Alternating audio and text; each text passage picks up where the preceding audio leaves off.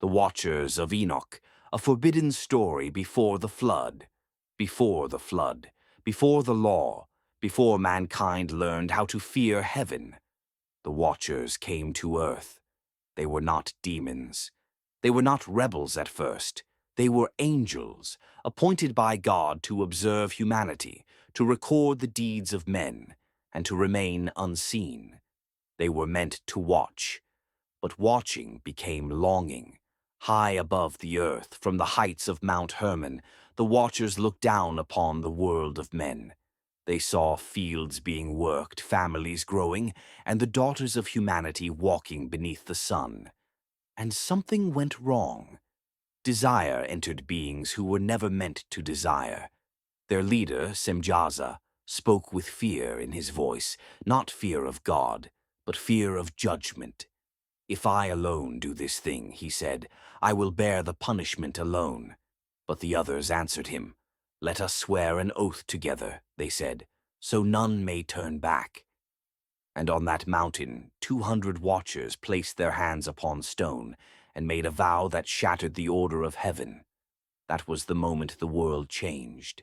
They descended quietly, not in fire, not in thunder.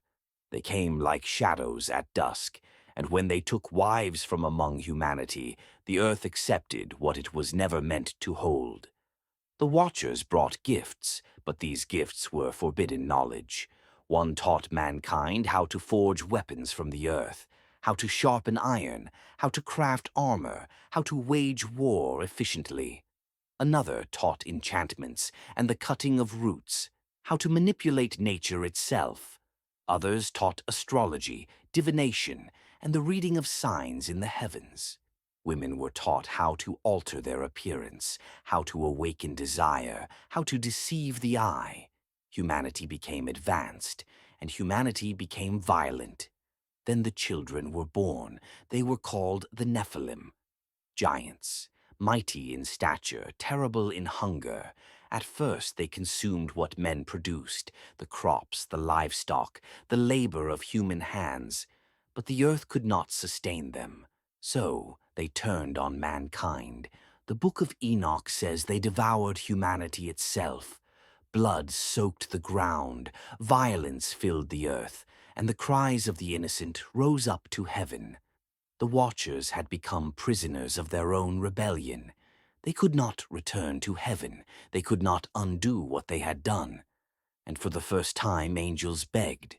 They begged not God, but a man. That man was Enoch, the seventh from Adam, a man who walked with God. The Watchers asked Enoch to intercede for them, to pray for forgiveness on their behalf. But when Enoch stood before the presence of the Most High, the answer was final. "You were in heaven," God said. "You had eternal life. You were meant to intercede for men, not for yourselves. There will be no peace for you." Enoch returned with the message, and the Watchers knew their fate was sealed. Judgment came swiftly. The archangel Raphael was sent to bind Azazel, the Watcher who taught weapons, and cast him into darkness beneath the earth, covering him with jagged stones until the day of judgment. Gabriel was commanded to turn the Nephilim against one another, so the violence they created would destroy them. Michael was sent to bind Semjaza and the remaining Watchers, chaining them beneath the earth until the end of time. Their bodies would perish, but their punishment was not finished. When the Nephilim died, something remained. Their spirits, born of heaven and earth, were not allowed to ascend nor permitted to rest. They were condemned to wander the world without bodies, restless, hungry, violent. These spirits became what later generations would call demons. They whisper, they deceive, they influence, and they remember.